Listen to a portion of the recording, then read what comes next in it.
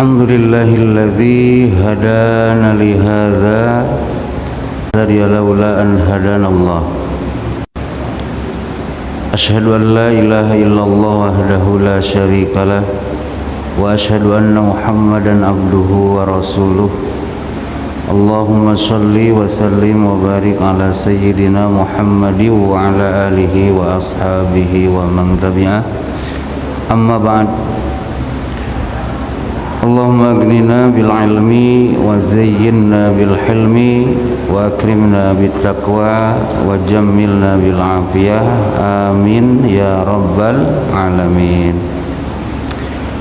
Yang mulia pengurus Dewan Sakinah, yang mulia para alim ulama cerdik pandai, wabil khusus Bapak Imam yang sama-sama kita muliakan, soimin, soimat, para orang tua semuanya, hadirin hadirat rahimani wa rahimakumullah.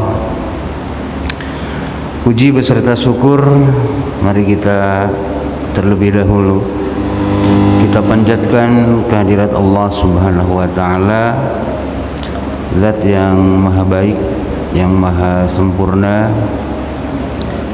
Di antara kebaikan Allah yang sedang kita rasakan pagi ini adalah Allah berikan kita hidayah dan petunjuk, ya, untuk bisa berkumpul sejenak sampai jam 6 lah ya, kurang lebih di majelis ini. Setelah sebelumnya kita atas dorongan iman menunaikan perintahnya sholat subuh, kita bermohon kepada Allah, mudah-mudahan Allah berkenan menerima persembahan kita ini. Rabbana taqabbal minna innaka antas sami'ul alim wa tub alaina innaka antat tawwabur rahim. Amin ya rabbal alamin.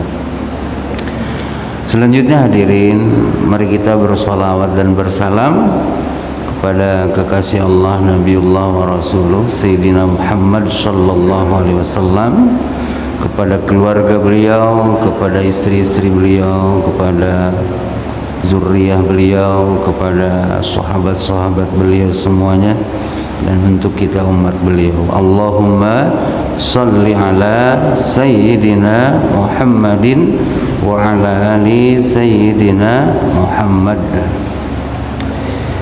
Para orang tua yang saya muliakan,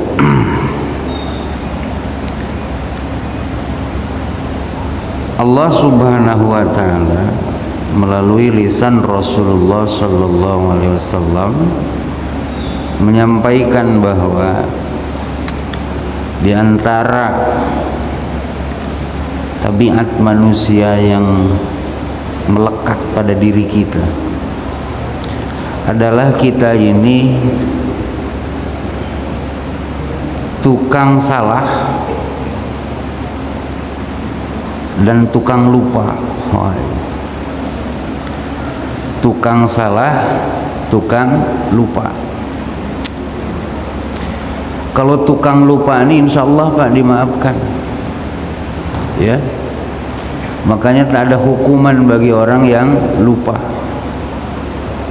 Oleh karena itu jangan marah terhadap orang yang tidak melakukan sesuatu atau melanggar sesuatu karena lupa. Kenapa? Karena Allah saja memaafkan, Pak.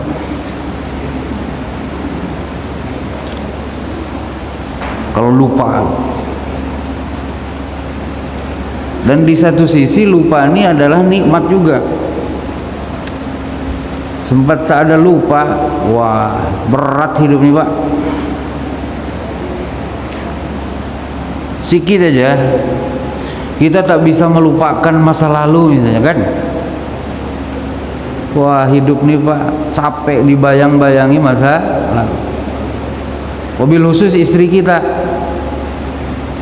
sempat masa lalu itu terus, betul lah, tersimpan di memorinya, tak lupa dia. Mungkin bapak punya anak cuma satu semuanya, betul lah. Kalau bapak enak, ingat nikmatnya aja terus kan. Nah, kalau istri ada penderitaan,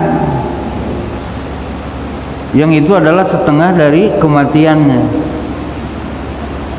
Untung gitu kan, enggak?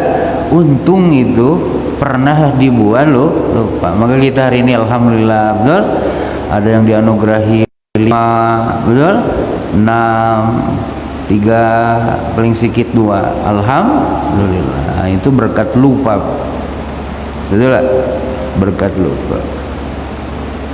Dan ada sebagai pelajaran beberapa orang istri yang oleh Allah tuh memang dibuat itu tuh menjadi ingat terus, sehingga trauma. Sehingga setelah yang pertama lahir langsung bilang dengan suaminya, "Bang, ada mohon satu aja ini." Kenapa? Tak sanggup ada buat. Oh itu Pak.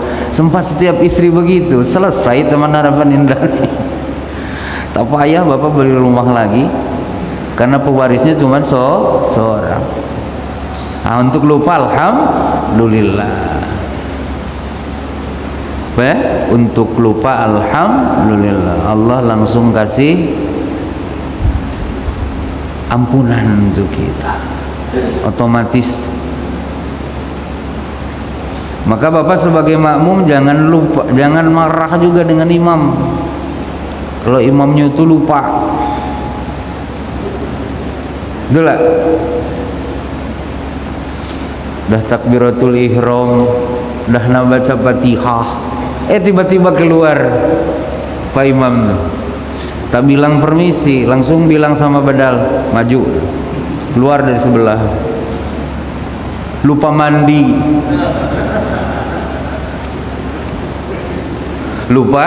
lupa mandi. Apa tak usah marah di luar. Awak ni nang imam tak ingat mandi, tak bisa Pak cerita lupa tuh. Betul. Banyak orang nabrak trotoar tuh lupa nginjak rem katanya. Tak bisa kita marah.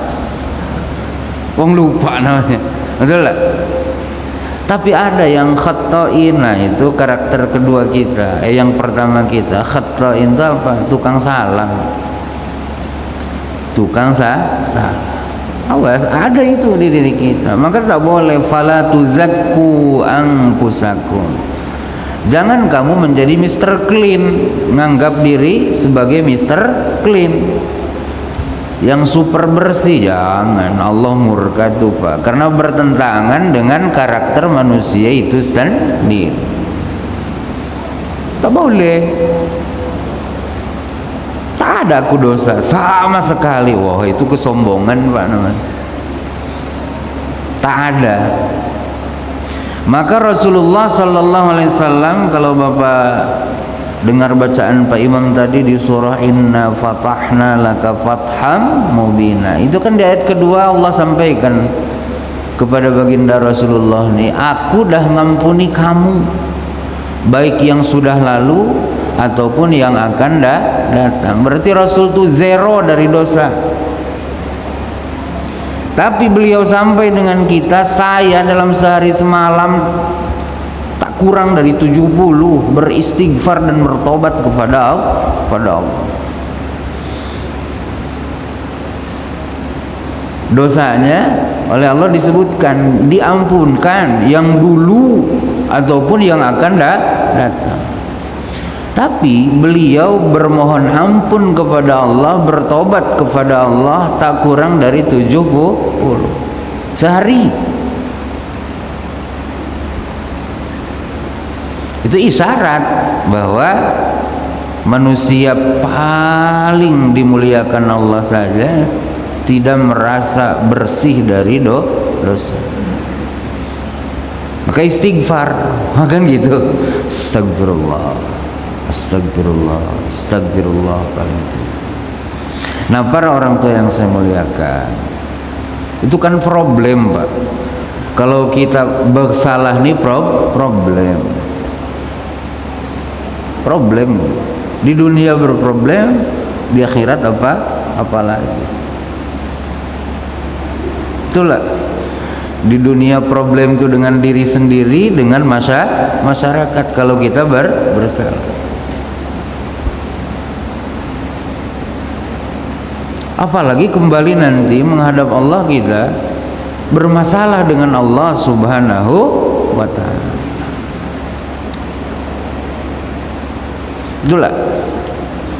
Nah, supaya problem ini betul bisa kita minimalisir nanti resikonya di akhirat, ya, Allah mengirimkan kendaraan-kendaraan kepada kita. Banyak loh kendaraannya, itu bukan satu, kendaraan-kendaraannya insya Allah. Permasalahan yang akan timbul dari kesalahan-kesalahan ini bisa diminimalisir nanti. Maka Allah kirimkan kendaraan-kendaraan yang bisa menghantarkan kita ke pintu gerbang pengampunan Allah Subhanahu wa ta'ala. Nah, permasalahannya mau tak kita nungganginya? Allah udah kirim tuh, Pak. Paham, Pak?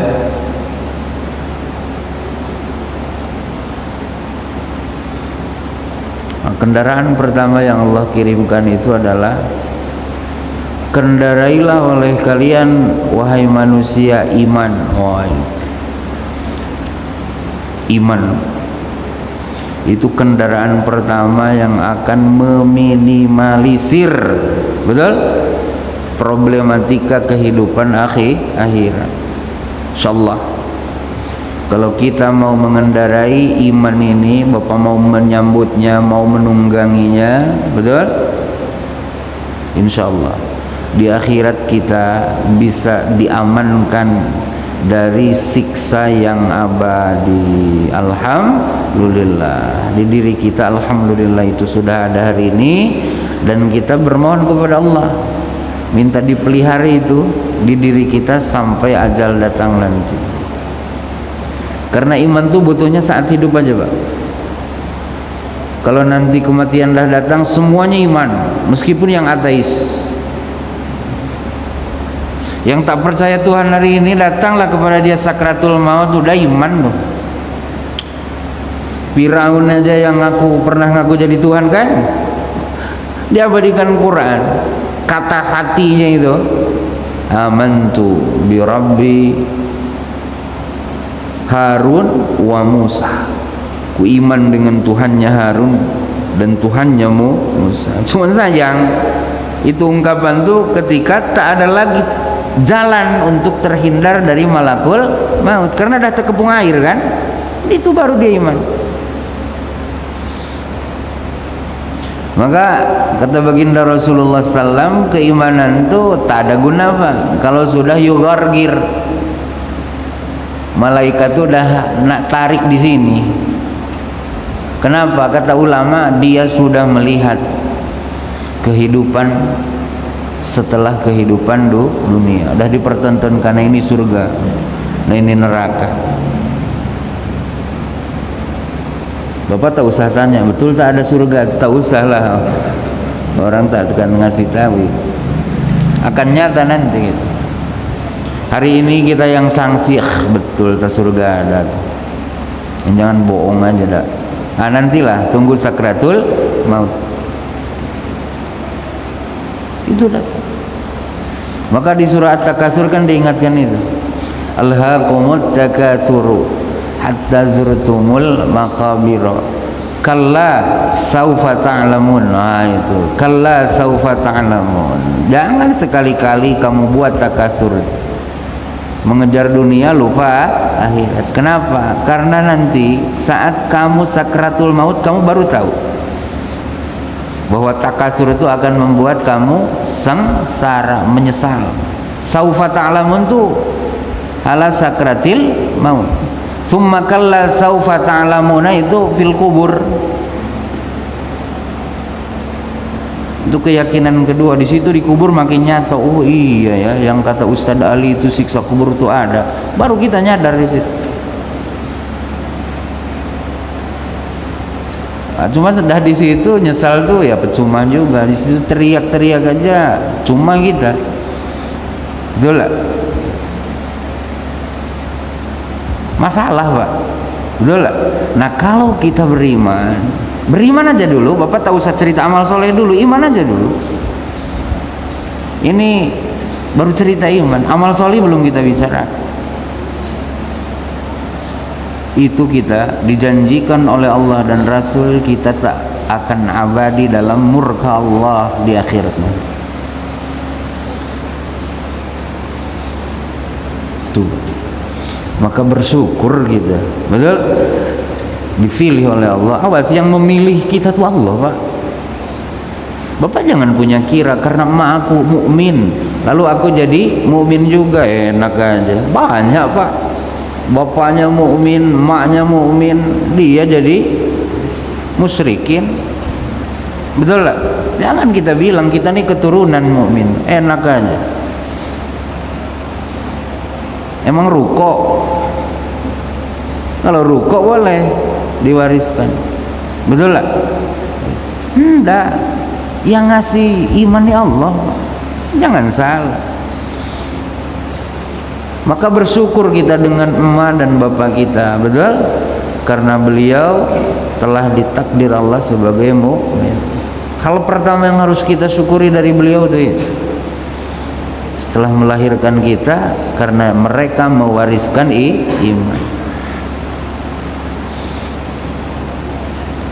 Alhamdulillah. Itu man qala la ilaha illallah dakhalal jannah. Iman itu kan gitu ya, dilambangkan dengan kesanggupan hati meyakini la ilaha illallah.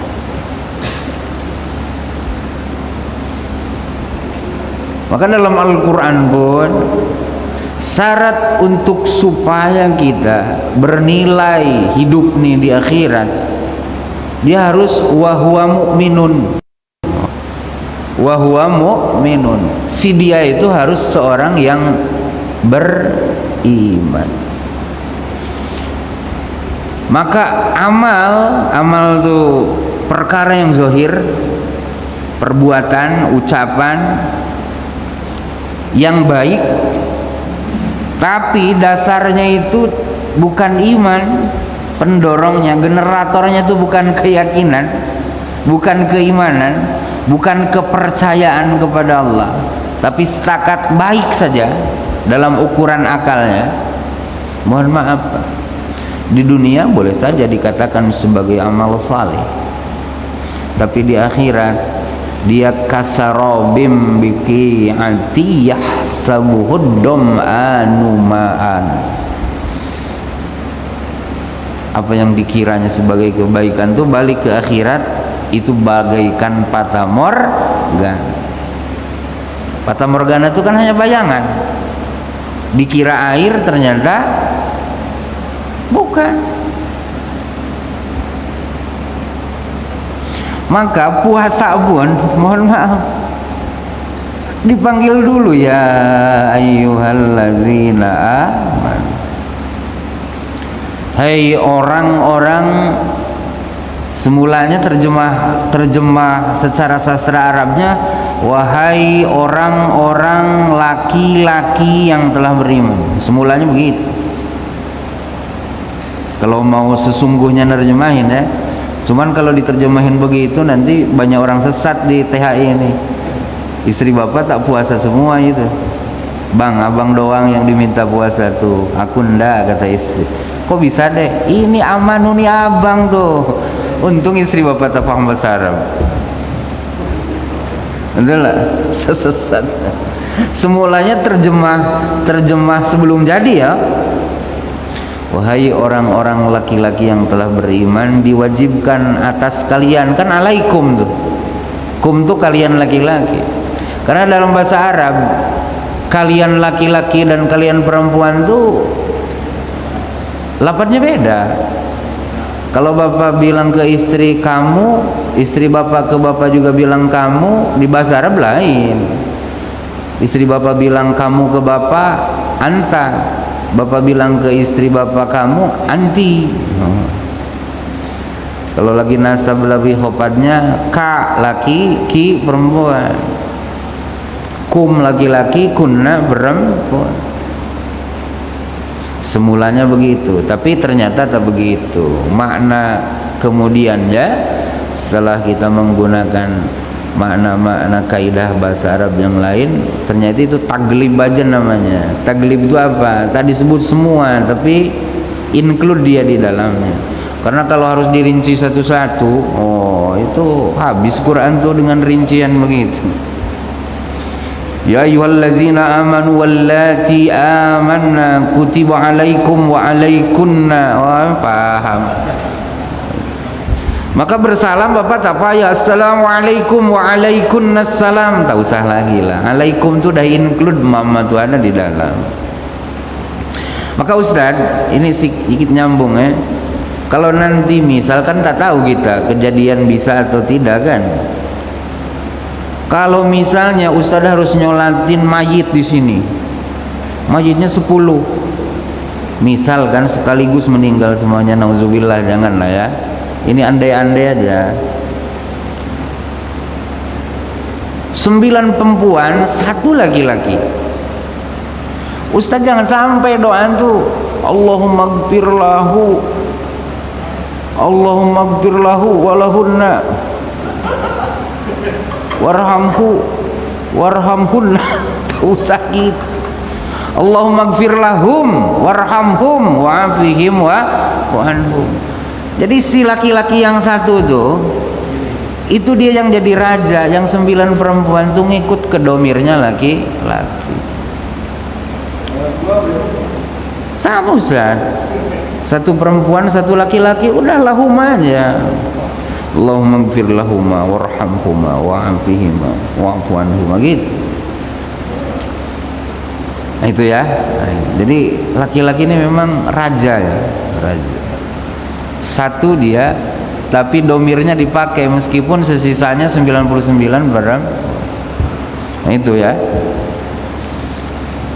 Apa lagi tadi? Ya ayyuhallazina amanu. Betul? Kutiba alaikumus siyam. Nah, siyam ini kan bukan iman. Betul lah. Siyam ini kan amal soleh. Baru bernilai puasa kita dalam pandangan Allah, ada nilai akhiratnya kalau dasar puasanya adalah iman. Maka oleh karena itu jangan heran kemudian iman nih ya secara khusus dibina 13 tahun. Fokus tuh di Makkah tuh, periode Makkah tuh membangun iman aja, mengajarkan iman, mengajak beriman. Belum banyak perintah waktu di mana tuh? Di Makkah tuh. Kamu harus wudu, kamu harus sholat, kamu harus tayamum. Belum ada. Kamu harus perang, kamu harus zakat, kamu harus puasa, kamu harus haji, kamu harus sedekahan. Ngajaknya iman. Dan berkasih sayang dengan manusia. Baru 10 tahun setelah manusia itu mempercayai Allah, Allah kasih taklif, beban yang banyak. Kamu harus sholat ya 5 waktu. Oh itu jelang-jelang pindah ke Madinah tuh, betul lah. Itu udah 7 tahun Rasul berdakwah, baru datang perintah sholat 5 waktu. Kamu harus puasa Ramadan, kamu harus zakat, kamu harus haji, kamu harus berperang di jalan Allah, angkat senjatamu dulu ya, jangan sekarang bawa senjata ke pasar, marah nanti tukang jagal kan. Betul Pak ya? Nah alhamdulillah iman itu udah ada di diri kita semuanya, alhamdulillah. Ini kabar gembira Pak daripada Allah Subhanahu wa taala untuk kita. Betul? Bahwa Bapak ini hendak diampuni dosa-dosa oleh Allah. Iman tuh di sini. Di hati. Iman tuh di hati. Iman tuh di hati. Betul lah. Kok bisa Rustam tahu katanya kami beriman? Karena tadi dah sholat tuh. Itu saya bisa nebak, oh di hatinya dah ada iman. Bahkan Rasul ngasih warning, kalau bapak melihat orang dah mau pergi masjid, betul? Jangan tuduh kafir lagi, betul lah? Kenapa? Ada tanda-tanda keimanan tuh mau sholat, apalagi subuh, betul lah? Jangan mudah tuduhkan kefasikan, jangan mudah tuduhkan kekafiran, ya, kepada orang yang sudah mau pergi masjid, mau duduk di masjid, ya. Tuh, kenapa kata Rasulullah ini di hadis Bukhari, ya?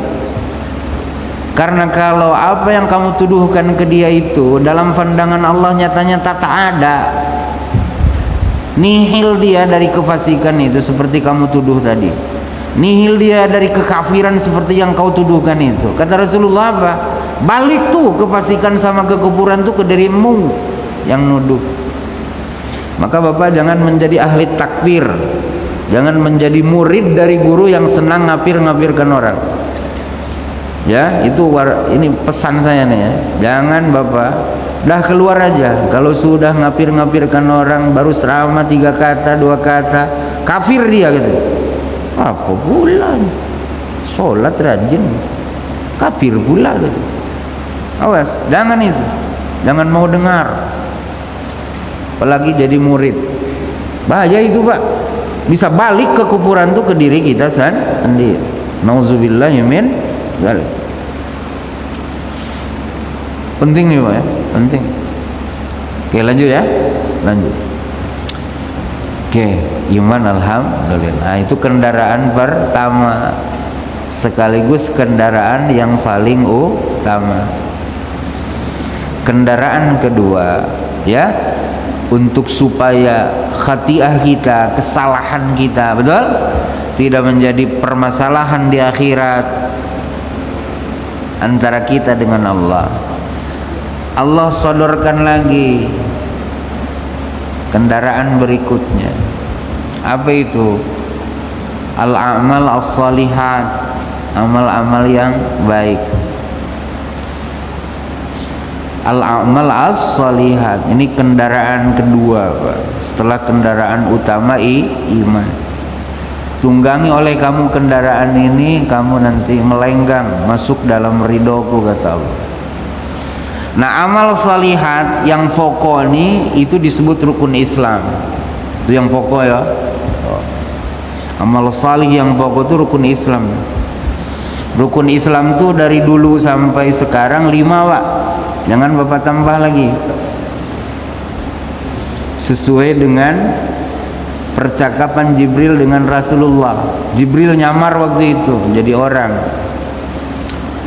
Itu datang sengaja memang diutus Allah untuk supaya ada dialog antara beliau dengan Rasulullah, karena di depan Rasul banyak sahabat. Sengaja ngajar itu. Tiba-tiba datang, ya Muhammad akhbirni anil Islam. Wahai Muhammad, coba kasih tahu dengan saya, Islam itu apa sih? Oh,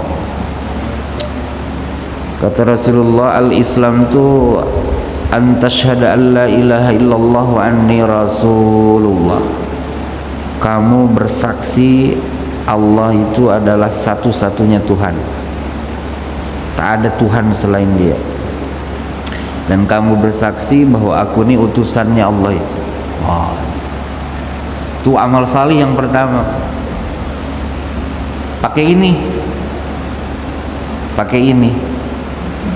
Ya, ini kan tadi sudah ada imannya, ya. Nah, ini menjelmakan menjadi amal salih syahadat itu kalau diucapkan, dinutku. Oleh karena itu hadirin, syahadatain itu tasniyah dari syahadah tadi. Kalau syahadatun satu kesaksian kan, kalau syahadatain 2 kesaksian. Nah, orang Jawa dulu zaman Wali Songo itu bukan syahadatain, sekaten. Kenapa? Ya lisan Jawa kan susah. Nah, bilang syahadatain dulu, ya. Kalau sekarang pasti lah, Pak. Sekaten. Sekaten itu apa? Dari syahadatain. Maka katanya ketika sunan-sunan tuh melakukan pertunjukan wayang golek kan, karcisnya itu mau tak sekaten itu ucap syahadah 2. Ya kan berproses Pak, nak lancar syahadah macam sekarang nih tuh leluhur kita tuh susah dulu.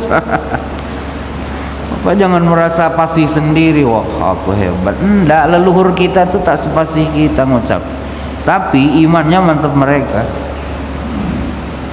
Lisan aja kan sekaten. Mohon maaf, kalau ada seorang manusia ingkar kepada Allah, kafir bahasa Arabnya, ingkar. Tak percaya, ingkar, kafir. Atau mendua Allah, musyrik kayak Abu Jahal. Abu Jahal tuh percaya dengan Allah Pak, tapi sayang yang disembah dia bukan Allah, berhala yang dia buat tuh itu musyrik. Mendua, berserikat, menserikatkan sesuatu dengan Allah. Itu penghapusnya itu adalah syahadaten itu. Jadi kalau hati dan lisan sejalan untuk mengakui Allah satu-satunya Tuhan, Muhammad utusannya, lebur Pak kekufuran. Misalnya 2 minggu dalam catatan Allah nih kita nak meninggal, hari ini masih kafir nih, 60 tahun kafir, 2 minggu ke depan nak meninggal, hari ini syahadah dia, ngaku oleh hati dan lisan bahwa tidak ada Tuhan selain Allah dan Muhammad adalah utusannya, lebur tuh Pak kekufuran, dihapus sama Allah, dah lunas dengan 2 kalimat syahadat. Cuma anak kendaraan itu dasar. Itulah al-islamu jabba ma qablahu. Keislaman yakni ngucapin 2 kalimat syahadat itu ngapus seluruh dosa-dosa yang terjadi sebelum luar biasa. Maka jangan sepelekan, kita sudah diberi kemampuan untuk mengucap asyhadu an la ilaha illallah asyhadu anna muhammadar rasulullah. Itu isyarat Allah menghendaki kebaikan. Jangan bawa nih bohong aja, tak bisa Pak.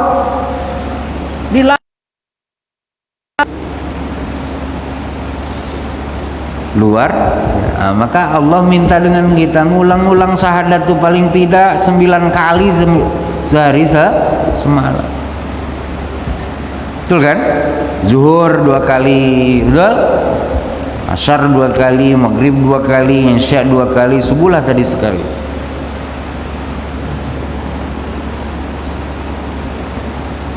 Mudah lagi gitu, betul lah ngucapnya. Itu tanda Allah menghendaki kebaikan. Allah hendak menghapus dosa-dosa, kesalahan-kesalahan kita. Bukan kecil tuh Pak urusannya tuh, luar biasa. Duit yang Bapak kumpul sekarang berapa M tuh, tak ada apa-apanya di akhirat nanti dengan berkah syahadah. Kepintaran kita ya, banyaknya referensi kita tak ada apa-apanya dibandingkan dengan keberkahan syahadah. Itu makanya rukun Islam yang pertama itu bukan jihad Pak, syahadah. Yang kedua Pak, kendaraan ya, kendaraan yang Allah kirim supaya kita nih yang tukang dosa tadi itu kan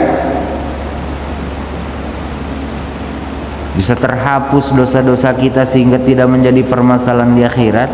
Allah kirim dengan kita sholat 5 waktu sehari semalam. Ini kendaraan superjet juga nih, betul lah, yang bisa dengan cepat menghantarkan kita kepada ridhonya Allah Subhanahu wa ta'ala. Salat yang 5 waktu. Awas, bukan tarawih ya.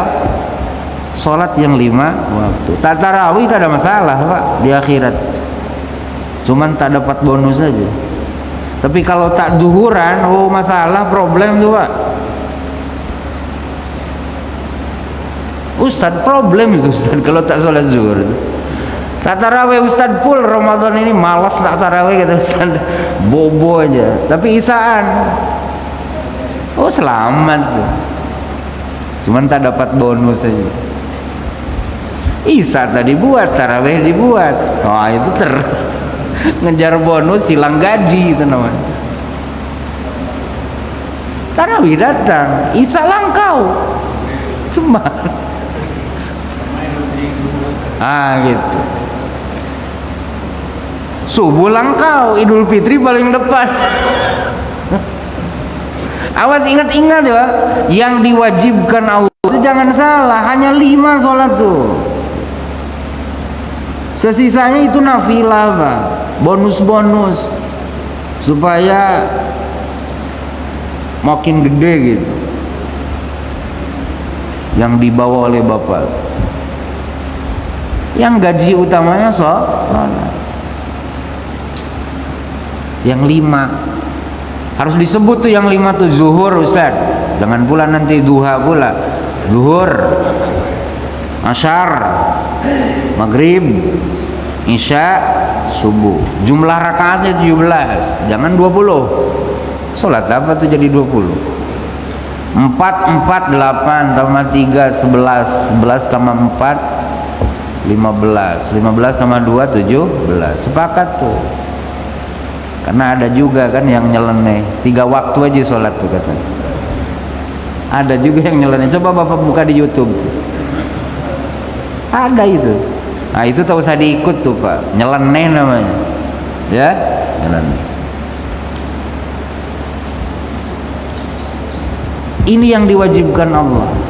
Kalau ini dibuat oleh kita Pak, insya Allah Allah hapus dosa-dosa kita. Rasul ngasih ilustrasi ya tentang salat yang 5 waktu. Coba menurut kamu semua gimana pendapat kamu nih, kalau ada seorang lelaki punya rumah samping kali, kalinya itu bersih jernih airnya, sehari semalam dia mandi 5 kali di situ, coba menurut kamu gimana? Ya bersihlah Rasul, tak ada kotoran di badannya. Macam itulah orang Islam. Kalau dia dah beriman lalu mau salat menghadap Allah nanti, kembali ke haribaannya itu, datang dalam keadaan bersih dari kotoran dosa. Boro-boro sholatnya, dari wudunya saja itu udah bergugur Pak kesalahan-kesalahan. Jangan salah, Bapak bersihkan wajah bersama air wudu yang jatuh dari wajah Bapak, turun dosa-dosa. Artinya turun dosa-dosa tuh Bapak jangan hakikat pula nanti akhbora si Rustam tuh, mana ada aku nampak dosa. Betul. Pagi-pagi maling katanya aku sholat zuhur wudu tak ada hitam kata Bapak. Hari ini tak maling wudu gitu juga. Itu tak usah gitulah, kita kan dah tua masa harus saya jelasin, itu bukan hakikat namanya.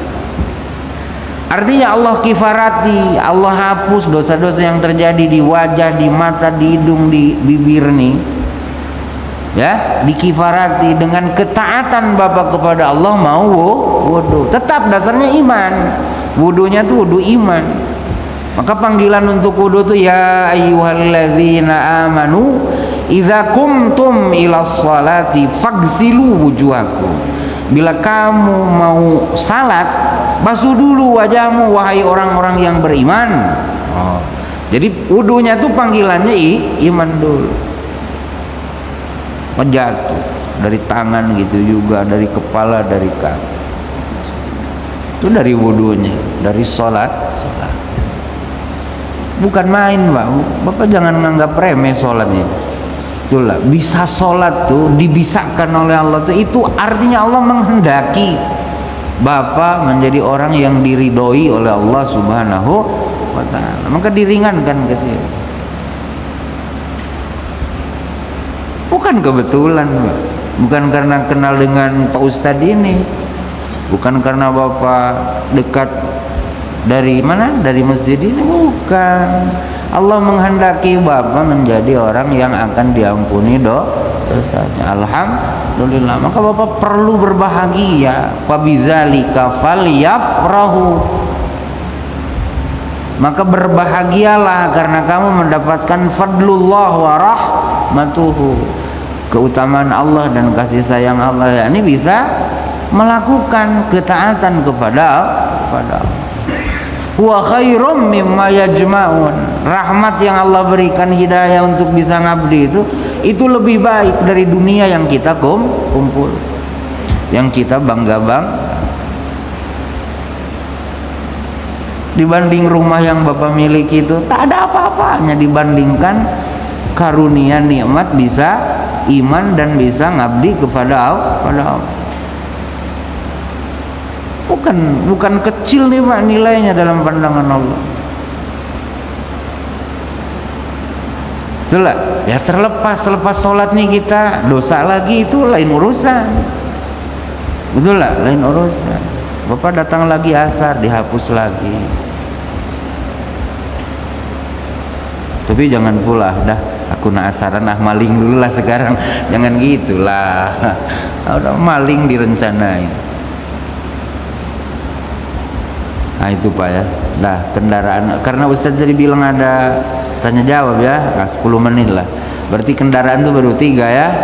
Iman, syahadat, sholat ya. Nah, nanti banyak kendaraannya tuh Pak. Kan angkot pun macam-macam kan. Betul lah. Nah, itu kendaraan yang ngangkut ke akhirat tuh macam rupa juga. Ada yang odong-odong gitu kan. Ada juga tuh. Gitu ya. Itu ampunan juga tuh, cuman agak telat sedikit.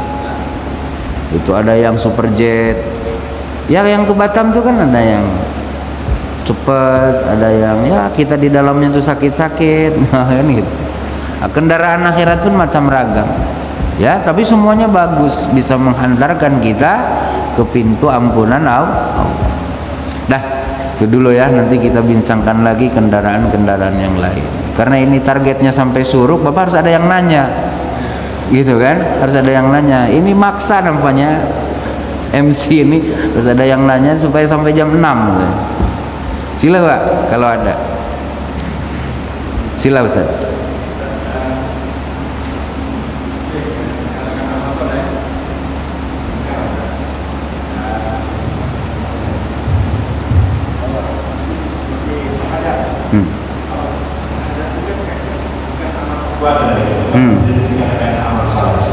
Iya, mantap. Nah ini Pak Ustadz tadi nanya, Pak Guru nanya, syahadat itu kan dari sini, syahadat, asyhadu an la ilaha illallah, asyhadu anna Muhammadar Rasulullah. Kan bukan perbuatan kan gitu, bukan perbuatan, bukan. Ah gitu kan, kesannya kan gitu. Nah penting nih Ustadz, karena kadung gini, kita menerjemahkan tuh jadi seolah-olah mewakili bahasa induk, ya, mewakili bahasa induk. Padahal kadang bahasa kedua nih, bahasa bukan bahasa induk, bahasa yang menjadi penerjemah nih kadang tak mewakili seluruh. Jadi amal itu Ustaz, amal lebih elok kita terjemahin aktivitas saja. Nah, aktivitas. Karena kalau kita bilang aktivitas, maka itu bisa berupa gerakan, bisa berupa ucapan, bisa berupa diam. Gitu ya. Gitu Ustaz. Nah oleh karena itu maka amal soleh itu harus kita versuskan dengan iman. Gitu loh.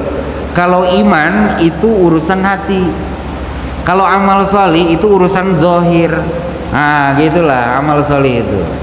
Jadi yang ada suaranya, yang ada bentuknya, yang ada gerakannya, nah itu amal soleh. Oleh karenanya maka diam pun bagian dari amal soleh Ustaz.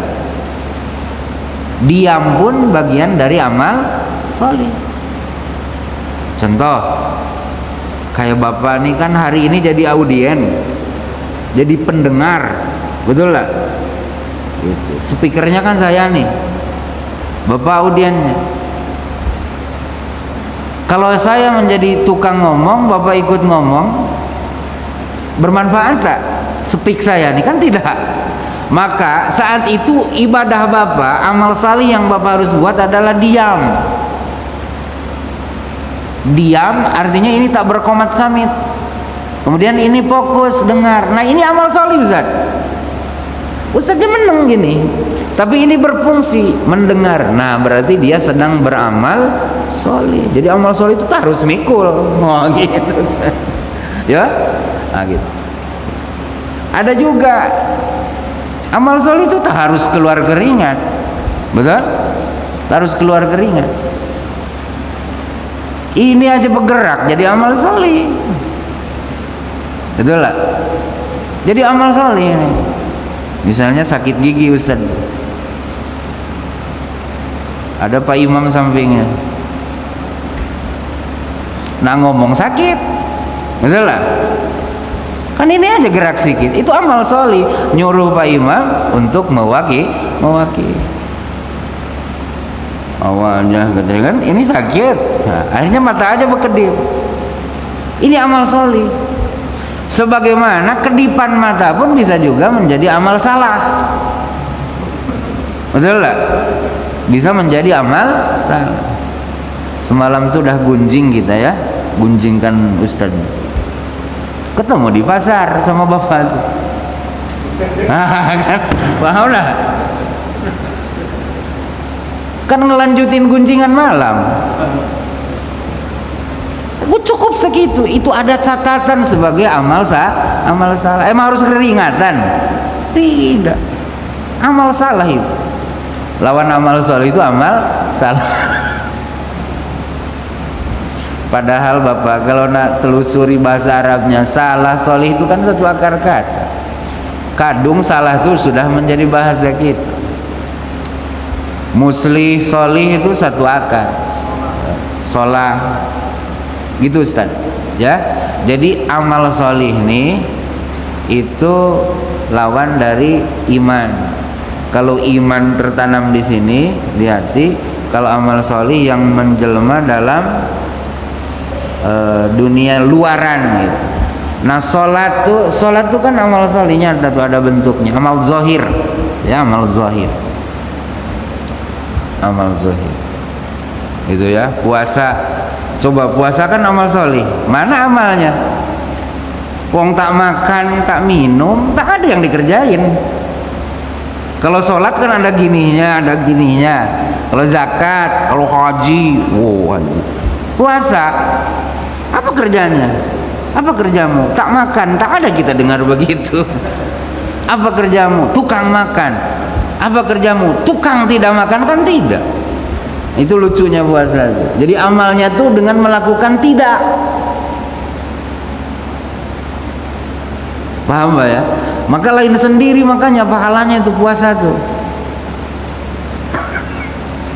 Kullu amali ibni Adam lahu illa siyam fa innahu li wa ana ajibi, dalam hadis qudsi gitu ya. Seluruh aktivitas manusia itu untuk mereka kata Allah, kecuali puasa, itu aku punya itu. Aku yang nak balas suakaku kata Allah.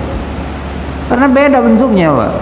Sholat ngerjain kan, ngerjain berdiri, ruku, sujud. Tuh. Zakat ngerjain ngasih. Oh kan gitu. Haji pergi. Puasa apa yang kamu kerjakan? Ya aku tak makan, aku tak minum. Oh, maka lain sendiri kan balasannya. Betul enggak? Nah, itu Ustaz. Jadi amal di situ mencakup seluruh ya, seluruh perbuatan zahir ya. Gitu. Bisa ya? Oke. Ya.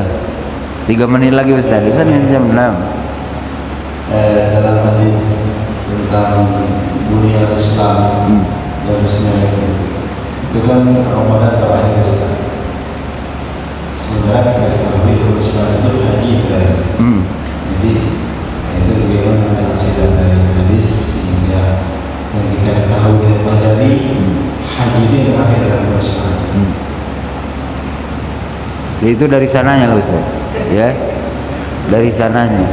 Itu dari kita ketahui kan apa yang kita tahu dari hadis dia tidak pahami. Betul. Sementara kan dari hadis kan di sini berbunyi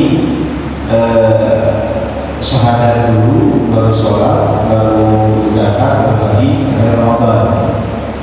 Sebenarnya kita ketahui kan, bukan haji terakhir. Iya.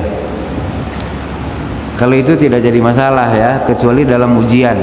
Nah, kalau dalam ujian pertanyaannya begini, rukun Islam yang kelima apa? Penyoal maunya Ramadan, kita maunya haji, kan jadi salah kan? Nah, kalau dalam esai bebas lah itu kan. Nah, gitu.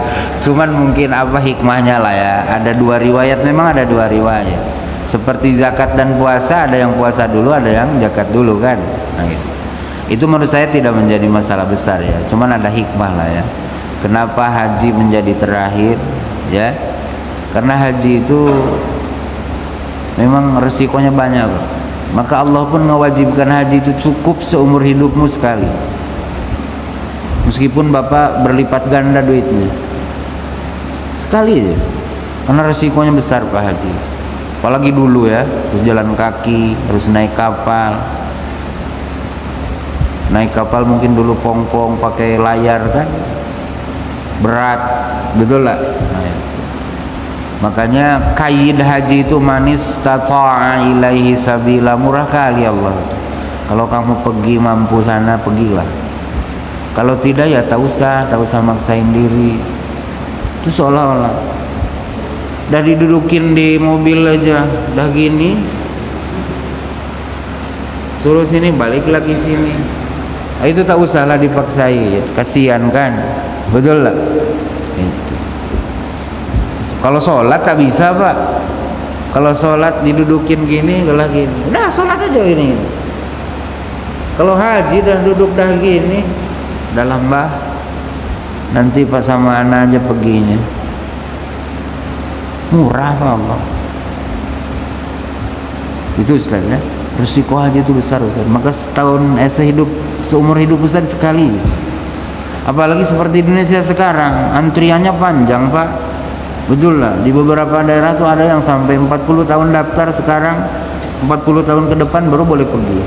Sempat daftarnya umur 40, 80 kita baru dipanggil. Karena kalau tadi gitu Pak, berjubel di Mekah itu tak bisa lagi kita tawaf. Ini dah diatur sedemikian rupa aja dah susah. Apalagi Arafah. Arafah itu kan terbatas wilayahnya. Tak boleh sembarang tempat lah Ustaz, harus di wilayah Arafah kita tinggal. Sempat dibebaskan, berapa kali anak pergilah kata orang Saudi itu kan. Nah di mana kita wukuf nanti? Makanya dipastikan haji itu terbatas tiap tahun, itu tak bisa seluruh kaum muslimin. Begitupun Mina kan terbatas. Makanya Mina jadi itu kan jadi perdebatan. Karena disinyalir tak masuk dalam wilayah Mina katanya kan. Itu karena sudah perluasan, karena tidak memungkinkan dikemahkan di Mina gitu. Ya maka Allah wajibkannya itu seumur hidup sekali. Nah kalau Bapak sekarang banyak uang, tak usah daftar haji. Kalau Bapak mau daftar umroh saja. Kenapa? Kasihan saudara Bapak yang lain yang belum pergi, betul lah, sudah mengumpulkan uang tak berangkat. Kenapa? Karena kita serakah. Yang sudah pergi sekali sudahlah, betul lah. Itu kasihan saudara kita yang belum pernah berangkat. Kalau nak umroh silakan, ya umroh mah kan mau tiap hari pun boleh kalau ada duit, gitu ya. Itu Ustaz. Nah kemudian kenapa diriwayatin? Nah itu saya tak tahu Ustaz. Tawakuf ya. Boleh jadi. Ya boleh jadi. Kenapa puasa kemudian jadi akhir di situ ya? Itu kurang tahu saya. Ya, tapi memang ada riwayat sekali. Ya. Dah gitu aja dulu Ustaz ya. Dah jam 6 Ustaz. Dah jam 6. Ini Pak saya sebenarnya tak mau sampai jam 6. Ustaz Ali aja bilang sampai jam 6 kata dia. Jadi kalau nak marah jangan dengan saya ya. Oh gitu. Oh sepakat ya? Nah, kirain Ustaz aja nyuruh sampai jam 6. Sampai jam 6 ya? Oke, ya sampai subuh. Mohon maaf ya kekurangannya. Mudah-mudahan Allah bantu kita menyelesaikan ibadah hari ini. Subhanakallahumma wa bihamdik asyhadu an la ilaha illa anta astaghfiruka wa atubu ilaika. Assalamualaikum warahmatullahi wabarakatuh.